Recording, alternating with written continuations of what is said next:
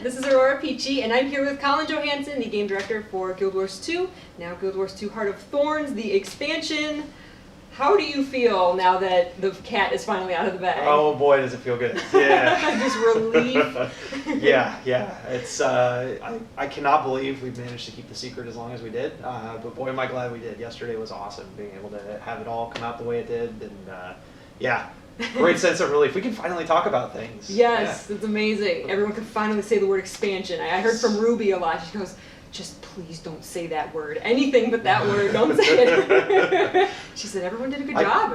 They did. I might have seen her wandering around last night after just saying expansion over and over and over again and walking in circles, like just getting it all out. I don't know. Sorry, Ruby.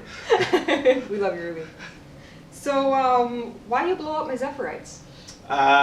They needed to die so that we all could live. That's just what it comes down to. Okay. There was no disrespect aimed at you whatsoever. How far back was that planned? It was a good ways back. I think the plot line of them having Glint's egg was something that we laid out before the Zephyrites ever showed up. When we sat down, wrote up our plans for them in the first Bazaar of the Four Winds, and the song that they sang, and the components there, and the main ship having the enclosed center that you couldn't see in. All of that was planned at that point, and then slowly we just kind of teased it over time. And when they came back, when the door opens and you see the golden light in there and slams shut again, everything was laid out for quite a long time to lead to that moment. And yeah, having them get destroyed, the crash and everything, it only made sense, for what they were trying to do at the time and the legacy they were trying to protect.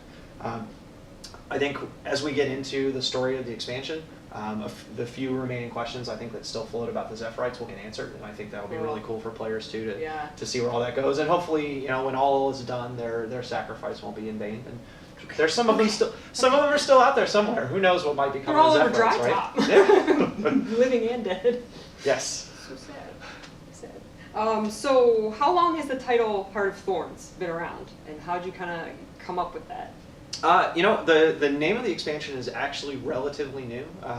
We had a different working name for a long time internally, and we got down to the period where it was a couple weeks left that we really had to settle on a name so that Daniel could start making this amazing icon and trademark and logo for the game. And Daniel and Luke worked together to build this. It's awesome. It's amazing. But yeah, it was something that was pretty close to the end, and we came down with a working title. We sent it out to the company, and in a typical ArenaNet fashion, a bunch of people were like, "I think we can do better," which is often how everything we build gets done. And I think one of the things that I love about ArenaNet the most, and a whole bunch of people sent in a giant list of suggestions and names and said, "Oh, let's try this, let's try this."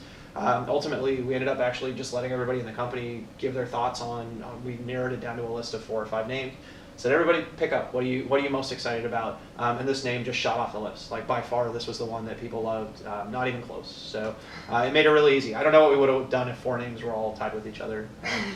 You would pick the one that had the best hashtag, right? That's right. Too hot. I mean, come on. That was very convenient. Yeah. Stuff that while we wait for the expansion to come out, we don't know what the release date is, but things that are going to happen in between now and release date. Festivals, maybe, or... Well, I think there's a couple big things that folks should know about. For the expansion itself, which will be our major focus, we're going to be at PAX East, and we're going to be at Rezzed in Europe at the beginning of March with playable demos of the expansion. Right after that, we'll go into beta testing, and those are going to be our really big focuses. This is the beta testing, making sure that the expansion's amazing and ready to ship when it's ready to go. We will still have live releases. Living World, for the purposes of that storyline, is done for now. Living World Season 2 ends on the point that the expansion picks up. I mean, it's literally, they just flow right into each other. So the other updates and other releases we do will not be Living World stuff, but there will be other things happening in the game. And of course, a big focus on beta testing, and we'll talk about that stuff more as we get closer to it. There's a balance update on Tuesday. Yes, there is. Already, as promised, there are updates coming. But yeah, there'll be more stuff going on. Yeah. Was that something that was always intentional, to have the Living World, the Living Story flow into the expansion? Yeah, I would say at the very beginning of the Living World concept, it wasn't intentional. The initial thought was, let's play with what we can do with live content. And to be totally honest, I think we were pretty clear about this when we started. We didn't fully know what would come of that. It was very much like, we're going to try different things. We're going to see what happens. I think Flame and Frost was very much, the early parts of that were us just like dipping our toes in the water, and we had a couple people working on it in the very first release. Later on down the road, as we built out the dungeon and the story of Rox and Bram, we got a little bit better sense of the types of things that we could do with it. And then we went kind of crazy with it. We tried Super Adventure Box, and we tried doing holiday releases with Living World. The big sweeping events with the invasions and the marionette, and the Tower of Nightmares. Those were all the votes to pick the council member. We really tried to just do a lot of interesting things and see what worked and what didn't work in a live environment. But we reached a point, somewhere along that road in there where it became pretty clear. Ultimately, this is a fantastic model for us, but it won't be enough. It'll be great to support the live experience. But our players were pretty loud and clear about they were hoping for an expansion as well. Yes. And our lapsed players who haven't played in a while were very clear about that too. And ultimately we have to listen to that. And so we decided Living World and expansion can perfectly complement each other. Living World can provide the regular experiences. And I think the building story and continuing story that bridges between expansions, and expansions can provide that traditional, here's a really big, amazing moment where we reset the entire core world, and then Living World gets to pick that back up again. It's like we're running a relay race, so they're just taking turns handing batons. And I think that's really cool. I think there are very few games that offer an experience like that, where you can get meaningful, free content updates all the time, and the knowledge that big expansions will come that are huge parts of growing the game as well. Absolutely. Shut up and take my money. And I love that you mentioned that you guys really listen to the player base. You listen to the community and what they want. I had a list of stuff I was going to tease you about, but I was checking them all off after yesterday's presentation. I go, got that, got that, got that, got that. But then there was Cantha. That's what I thought. I have a couple questions from my fellow host at Guild Gab. Okay. And Alex has asked, has incorporating Guild Wars 1 lore into Guild Wars 2 created any issues? Honestly, other way around. I would say the Guild Wars 1 lore makes all of our lives easier. We have an incredibly rich, deep history in the lore of our game. And everything that we've done so far, I think with Guild Wars 2, predominantly has been trying to build on that legacy that we set up. When we sat down to build Guild Wars 2, Ree and Jeff in particular had a really clear roadmap for, here are all the big stories we're going to tell in Guild Wars 2.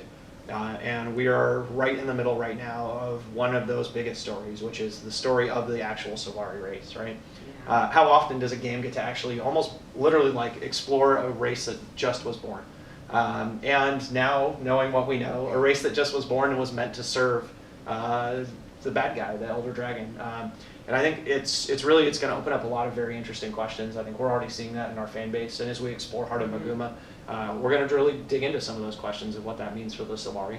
I think that's an awesome storyline. I think there's no way it would have existed without the legacy from Eye of the North in Guild Wars 1. And there are a ton of stories in Guild Wars 2 that we haven't gotten to yet, that once this story is done, we're going to start moving to other ones. And we've teased little bits and pieces here or there of other stories and progressed little components of them here or there, that I think they're all building to other storylines that I think have roots very deep in our lore. Certainly the stuff with Clint is some of my favorite moments of the last couple years.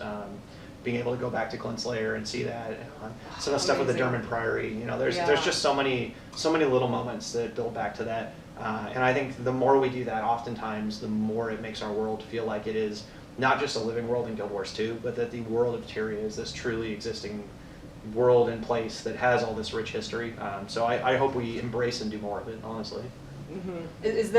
Are there any hints or clues that you put in here and there that you think the community has not found? Someone finds everything. I gotta be honest. It's the funny ones are mostly what ends up happening is someone latches onto something and they pick it up and we see it and we're like, oh my god, they figured it out. And then everybody comes in and goes, no, there's no way it could be that. Oh, that's awful. And then they go through this huge list of of other reasons that can't work. And that's happened a lot, you know, where someone at some point, there's just so many people playing the game that somebody always seems to get, at some point they're going to guess and get a chunk of it right. But yeah, there's I can't think of much that people just completely miss. Here or there's been moments, things some I just can't say. But yeah. We got to figure them out. Yeah. We got to go find them. Does data mining affect the decisions you make? You know, it means we have to be more prepared for how we stagger content and what we try to, you know, either not have show up in the, you know, in the files, or how we build maps sometimes, where we have to turn on chunks of a map at a time. And unfortunately, it actually makes our artists' lives a lot harder, which is a little bit of a bummer. But hopefully, that's something we can keep developing technology and make it so that we don't spoil too much while also being able to continue to develop. Yeah, I would say it has more of an impact on the technology that we have to use than it does anything else. From a storytelling standpoint, we really go into it and say, how could we tell the story that we want to tell? What are the moments we want to have? And our narrative team comes back and says, here are the big beats, here's how we want to structure it all together. You know, the design team says, all right, here's all the big gameplay beats we want to hit, and they marry the two of those together, and that is, you know, what our experiences are.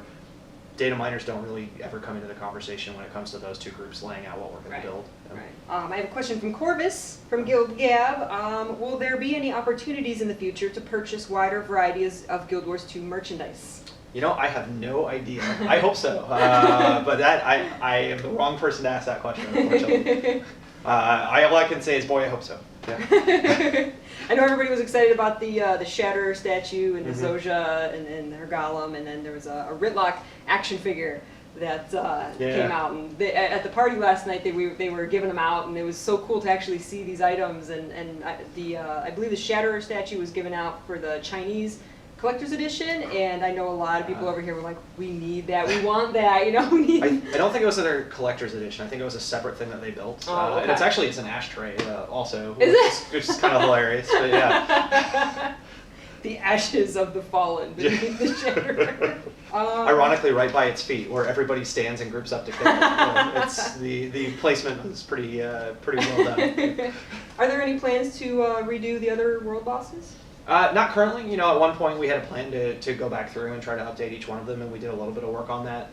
And ultimately, you know, we felt like our time is better spent trying to build and focus on new stuff.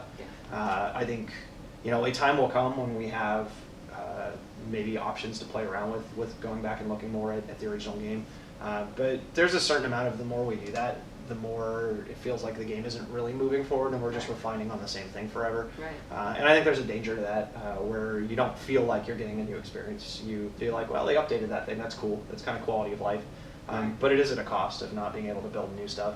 And ultimately, I think our players have been pretty clear that the thing they'd like to see more of in Guild Wars 2 is more new, more things to encounter, more tough challenges to overcome. Never rule it out completely, but it's certainly not something we're thinking about right now. Okay. Cool. Well, I want to end with a fun one. So, what is your personal favorite type of fan-created content? Oh wow, that's an interesting question. I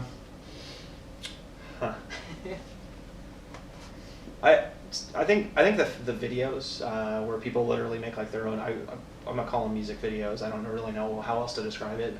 But like I think back to like the Kryta Bomber video, and I just love that. Just the production value that went into it, and the amount of work he did.